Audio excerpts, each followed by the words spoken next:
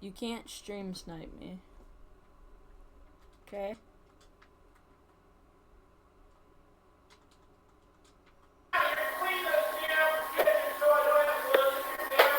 I gotta go clean the kitchen since other people can't do it. So I'll be back, hopefully, in the next 10 to 11 minutes. Me, responsibilities. The people mistakes only make you stronger, my mother effort. When you finally realize Jen was named after the last letter in the alphabet, chuckles, I'm in danger. When the Chinese dude in class sneezes, 24 kill streak, my last 8 brain cells. This is He-Man with the mask on.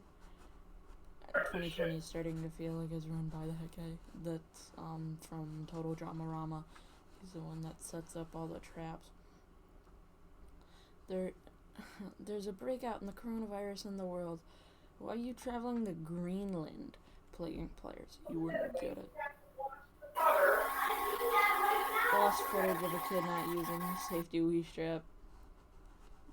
Blow up. No, this is actually fake. Okay, it's truth or fiction. Corona doesn't live on, Corona only lives on, hard surfaces for more than, like, I think on soft surfaces, it's way less, but on, like, hard plastic, and especially glass, it lasts quite a while. Carnivores, meat is better. Herbivores, plants are better. Omnivores, food is food. First case of reported corona in Mexico. Now, this is just Jimmy Neutron in high contrast mode, but it's Jimmy Neutron, Jimmy Electron, and psst, hey kid, you want some free college? And that's from the It movie. The therapy dog after I share all my problems.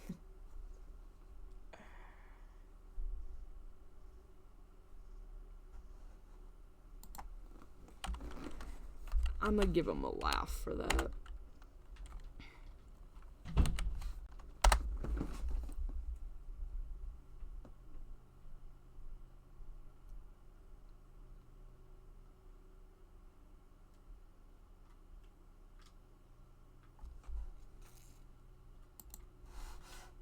So let's look for some memes.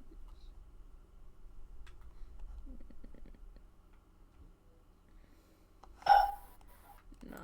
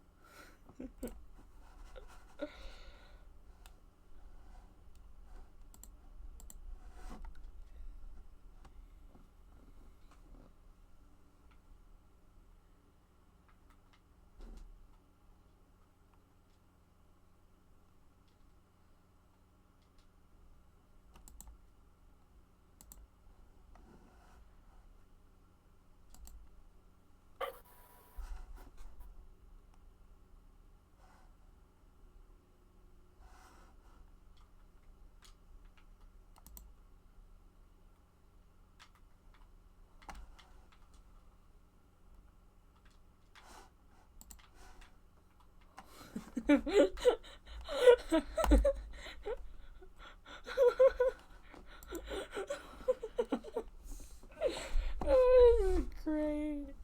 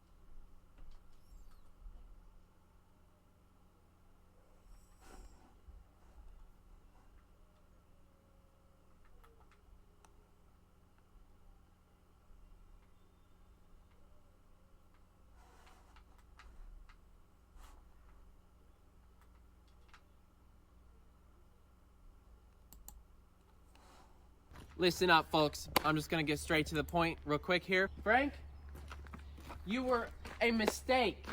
Frank was a mistake. Bad boy. Frank is a bad little boy. He won't even start. He won't even start when I want him to. He won't even run over an entire barn. Listen, man. Okay, you don't settle down. You don't. He gets all pissed off for no reason. I had to keep him penned up all last week because he was running over the neighbors again. We got to put Frank down today, and it's not. We're gonna put Frank down. We had to. He was our prized heifer too. I mean, bull. Prized heifer. We already shot him a couple times, but he just like brushed it off. That's gonna hurt me. Got some Fireball whiskey. We're gonna drink half of that before we dump it in there. But we got 5 cans of starting fluid. But Where's old Chuck? you can see the master turbo in there. So I don't think.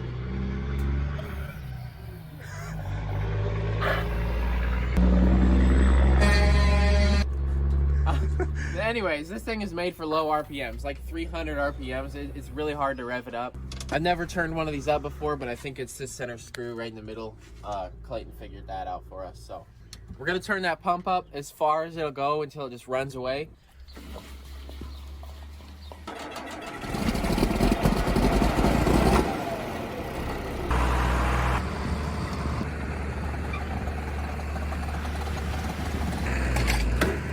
Oh, watch out, watch out, watch out, watch out!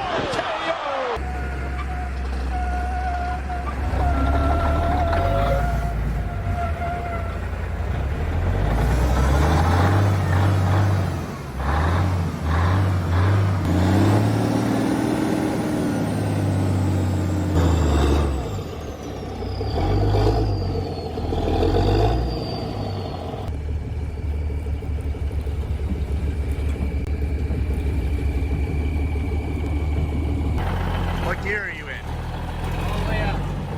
8th gear. Nice.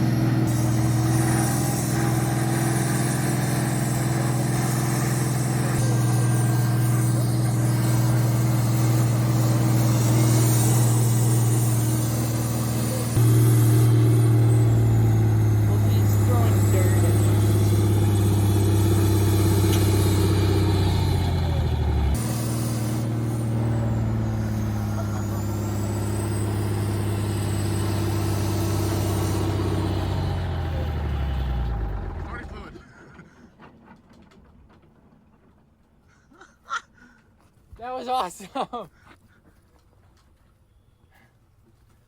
Oh, she's hot. Oh my gosh, it was Dude, look at that double top of the cheese. motor. Oh my I god. have 2 of them. Wait, that's the oil cap, ain't it? One. It just blew right out. The oil cap's right there. So hot. It was rolling a ton of coal. Oh, yeah. That's what we were Not aiming for. this kid. This cornstalk caught on fire. Hey. Oh my gosh, he's a man. I don't think we actually got it to run away technically. No. That was pretty cool though. What was coming out down here? It was the blow by out of the tube, I think. See that tube that goes down? Oh, yeah, To the yeah. top. Dude, under here. I wonder why it was rolled. You think it was just like bogging it down a lot, like seizing up a ton? It might have been. Oh my gosh. You can hear it echo forever.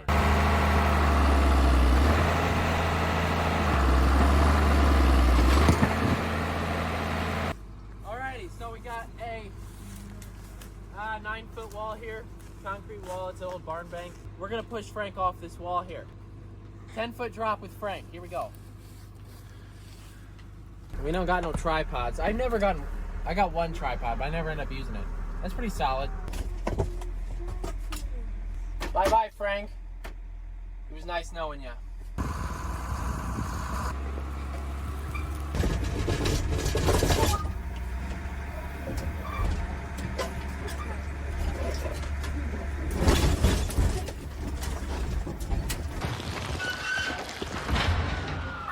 They're pushing us over the cliff.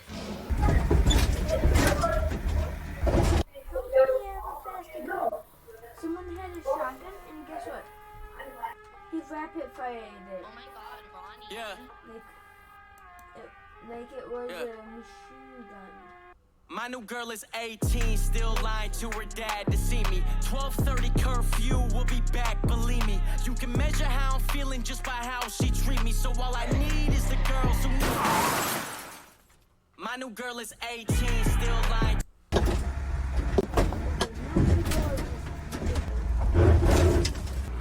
Yep, there he is. Oh, oh, oh, oh!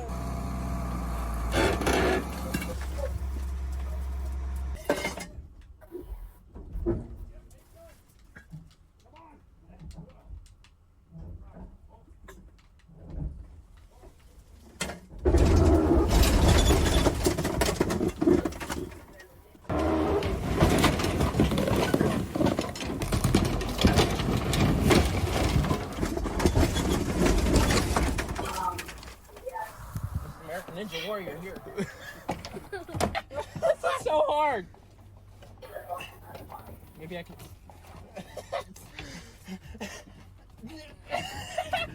What are you doing? No!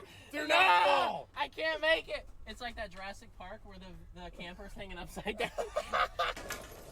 Don't move! I'm coming down for you. Come on. Start it up. I'm trying! Turn the It's air not on. going! What are you doing? Those are so ridiculous. Look at that. Those are huge. The windshield just popped out. It didn't break at all.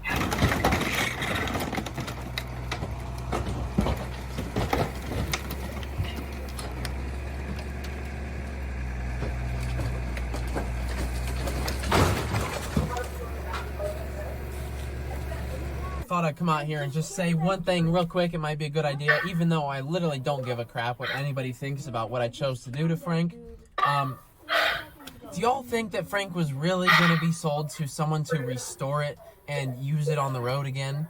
No one's going to use that crap on the road to pull anything unless they're in desperate need, okay? That thing was falling apart.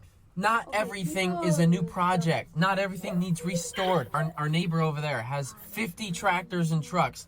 Not every single one has a restorable aspect to it, okay? Everything at a junkyard is not restorable. There's some things in life that just need to go, okay? Look at this stack.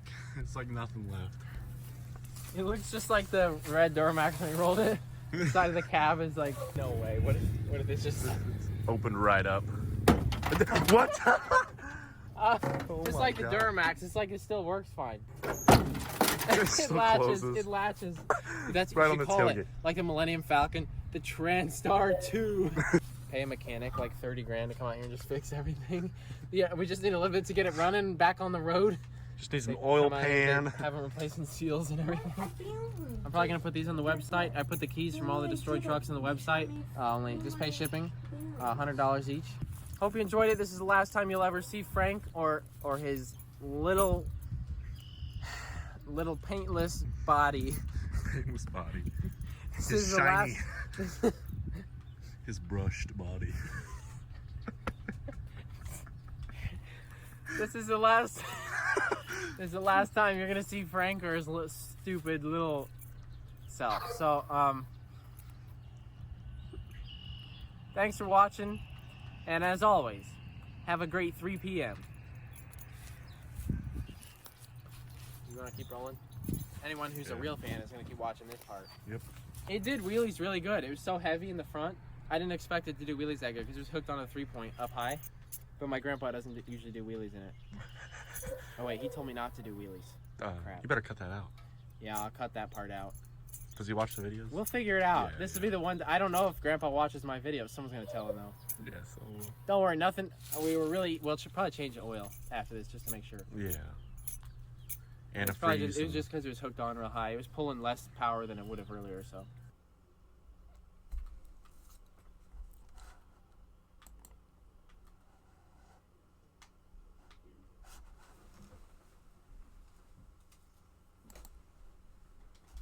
Haven't played Crossout before? Now is the time. Crossout is a free action-packed game where you craft. So I was looking through the 3D Mark leaderboards the other day because Steve over at Gamers Nexus was talking some smack about our benchmarking skills.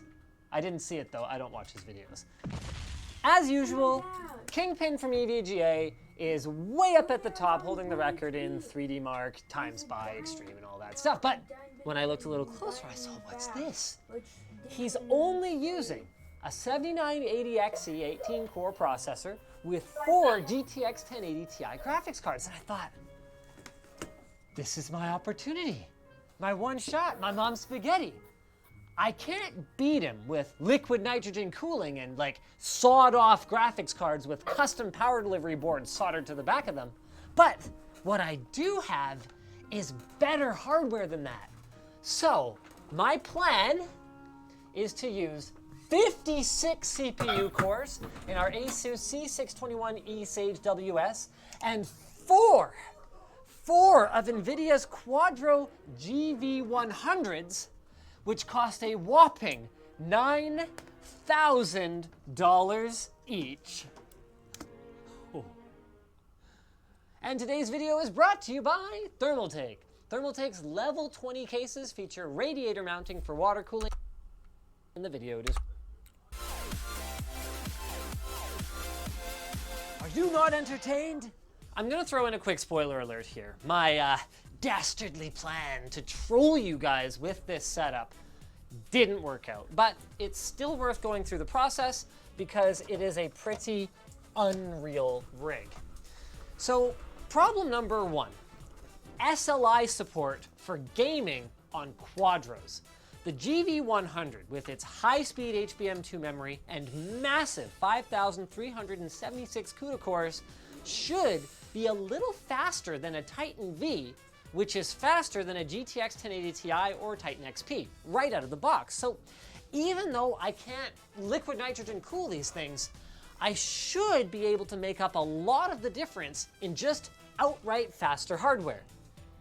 Except for one problem. These cards don't support 3-way or 4-way SLI. So this right here is called an NVLink connector, and it is only designed for these cards anyway to put 2 of them together at a time. So while you can actually run SLI over NVLink, it's not really intended for that. It's more for resource and memory sharing in 3D modeling or compute applications. Fortunately though, I do have a way around that.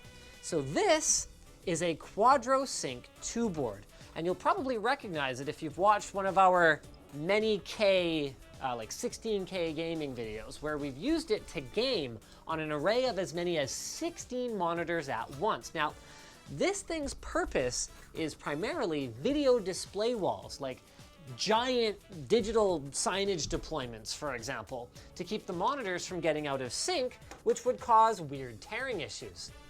But we already know that it works for gaming, as long as the resolution we're running at isn't too much for the frame buffer of each individual card. So that got me thinking, what if instead of plugging multiple monitors into each one of the cards, because remember, the more pixels each card drives, the harder it is for you to run the game. What if instead of that, we just ran a single 1080p display out of each one in a 2x2 grid for a total of 4K? Well, these are each 32 gig cards, so of 4K. Well, these are each 32 gig cards, so should be just fine. Bringing us to problem number 2. Even if you had a monitor like this, What? Oh, karaoke.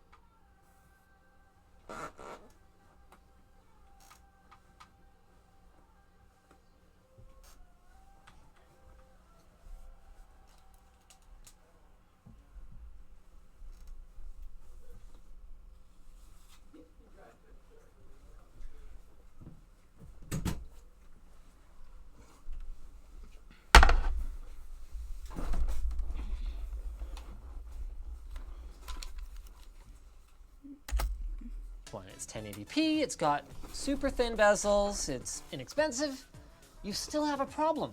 Nobody wants to game where 4 bezels intersect because that's right where your crosshair is.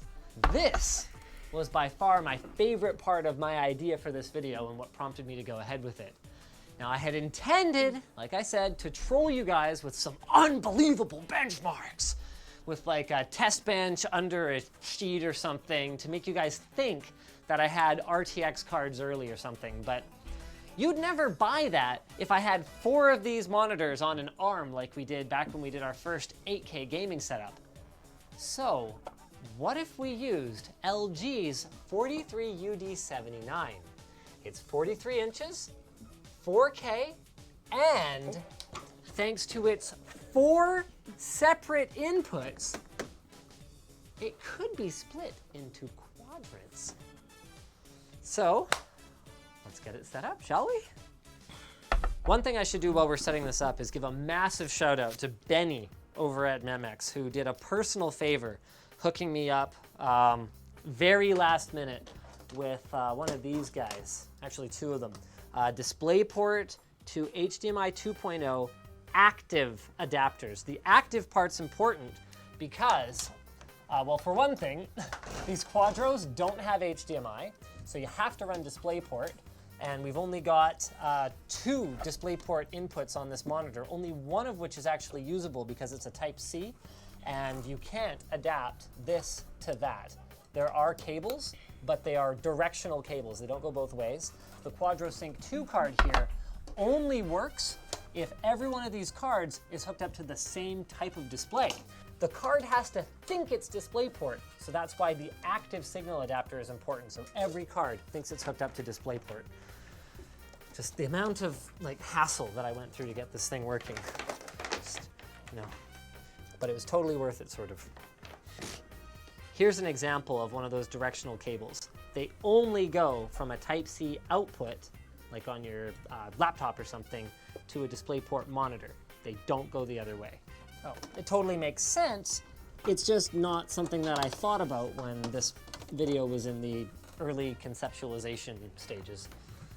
Can we all just stop and appreciate for a moment that this is $36,000 worth of graphics cards here? I guess, you know, props to NVIDIA for lending them to us, even though we're totally not doing what we said we were going to do with them. NVIDIA gets real cagey about gaming on Quadros. They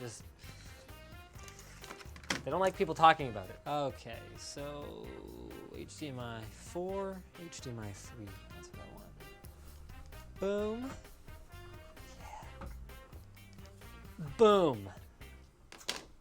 Done. Finish. And you can see how seamless it is as you move between them. So you'll get a little bit of tearing. We got a little bit vertically there. Generally, actually, that's probably about the worst I've seen. But then you can see here, moving between these 2, we get nothing. Oh, and now, see it's oh, yeah. So it's not perfect, but I figured it would be good enough to trick you guys. All right, let's bring up some 3D Mark here. And there it is, Time Spy Extreme. I think this would have been believable. Yeah, you can see the character's walking right through the intersection of all 4 of them, and you can't see any tearing. Pretty neat. And yeah. So that's pretty underwhelming. But perhaps if we weren't so CPU bottlenecked. So while our CPU score is actually really good, like 10,000, that's just because we got a great score in the CPU tests, not because that CPU is actually not causing a bottleneck for our overpowered graphics setup. So maybe what we could do is transfer the whole thing onto a bench with a 7980 XE. So why don't we do that? Maybe we can alleviate the CPU bottleneck a little bit because we've got lots of cores here, but they're not particularly fast. You know, you do enough bench swaps, you get pretty fast at it. And as expected, this is really not a lot better. Also, I'm having another weird issue where the color is a little bit off on the bottom left quadrant for some reason. I've actually run this before on both of these setups. I have no idea what it's doing this time. As you guys can imagine, by this point in this whole process, I was feeling pretty discouraged because we are a far cry from the results that I was expecting. I mean, it's not like the entire thing is terrible. Like here, we can fire up a game here and see that actually like in-game performance looks pretty darn good. And we're just gonna ignore this weirdness because this is the first time I've seen that. But this is not the benchmark breaker that I was really hoping that it would be. Oh, I know what it is. It's the whole 0 to 255 versus 16 to whatever black depth thing. How do you adjust that? You know what, I bet I have to break down the mosaic. You can see, not in mosaic, I'm not having the issue, so I think it's just a matter of like, it just went wonko for a second there. Yeah, see, it works perfectly this time. So let's run a game or two on this thing. Not bad. So what I can hope for here is that we will get some pretty awesome frame rates in GTA 5. Why is this game so bad at running in full screen? Hey Anthony, can I borrow you for a minute? No, I don't want to, like, can I just change more things than one at a time? Like, okay, how do you crank it?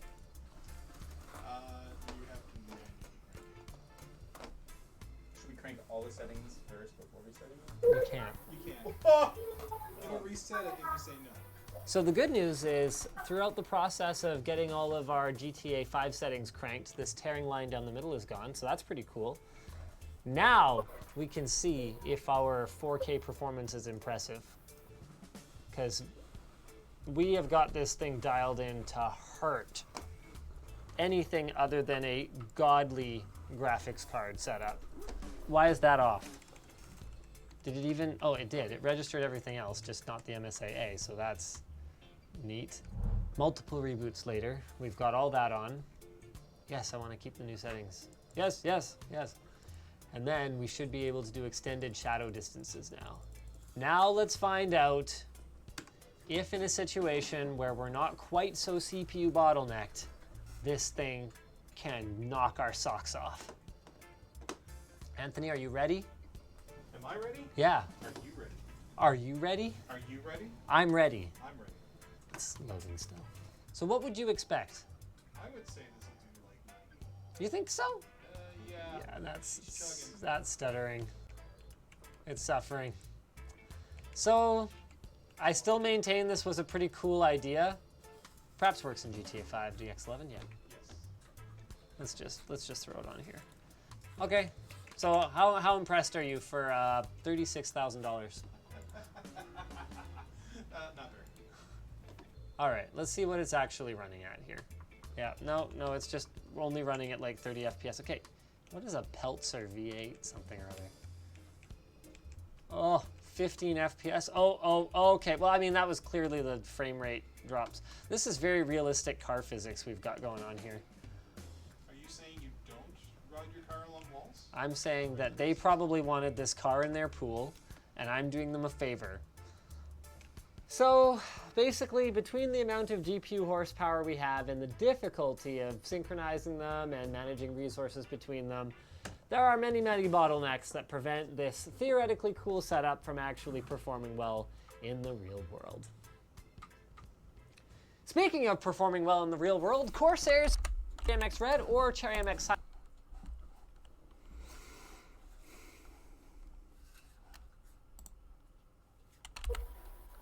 And this is what your new lobby will look like in full afternoon sunlight. Just give it a second.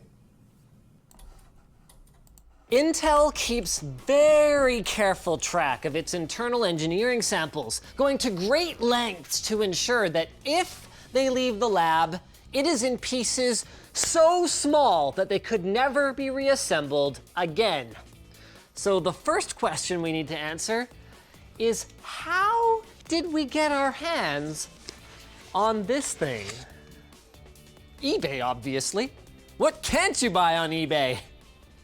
A sponsorship online is Tech Tips. For that, you have to talk to Colton, like Corsair did. Corsair's Dark Core Bluetooth.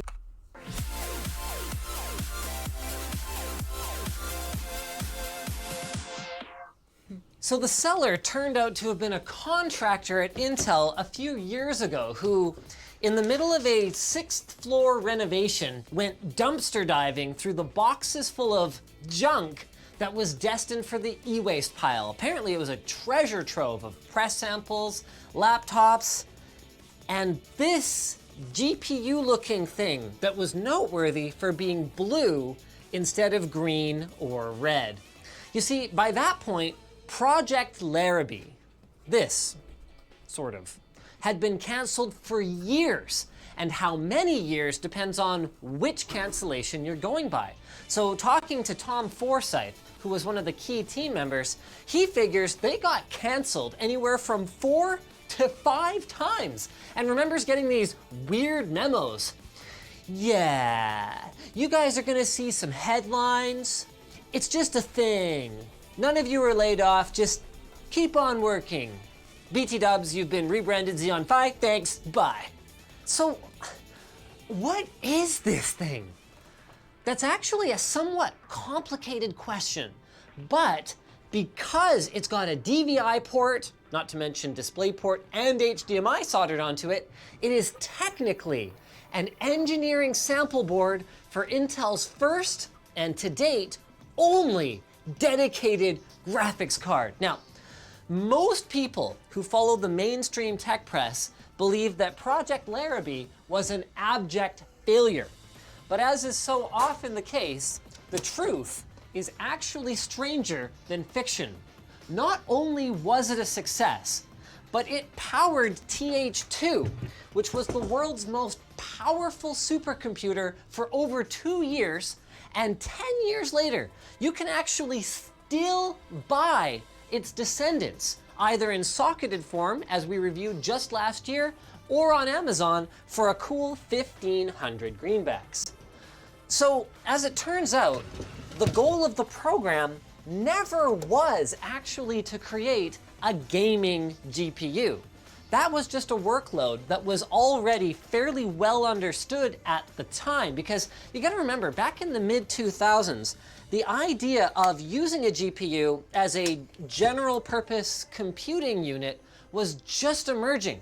So this idea of using it for gaming was actually just a small part of a business case to build a processor that had many highly efficient x86 cores that could be easily just like slotted into these powerful supercomputers.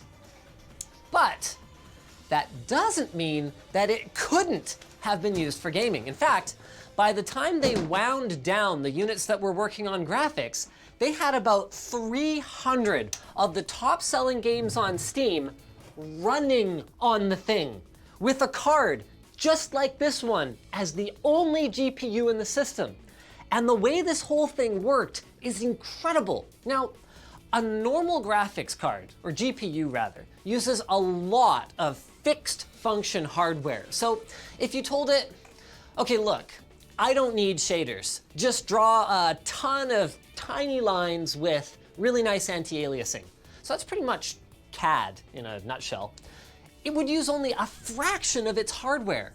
But with Larrabee, everything is software. So the whole chip is lit up doing that. So that actually helped to offset the x86 overhead a fair bit. This was the fastest CAD card at the time. And it had other benefits. With regular GPUs, you might run into a situation where enabling a particular feature in a game might hit the AMD users a lot harder than the NVIDIA users, or vice versa.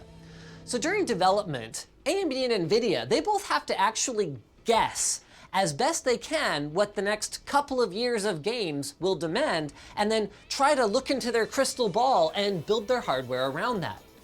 Larrabee, no such limitation. This thing is a full-blown computer with up to 61 quad-threaded cores running a normal operating system like FreeBSD. Like, you could actually telnet into the thing and run a top command and see a list of all the processes that were running on it. And if you were running a game, you'd see, I don't know, 128 or 200 processes called DirectX graphics.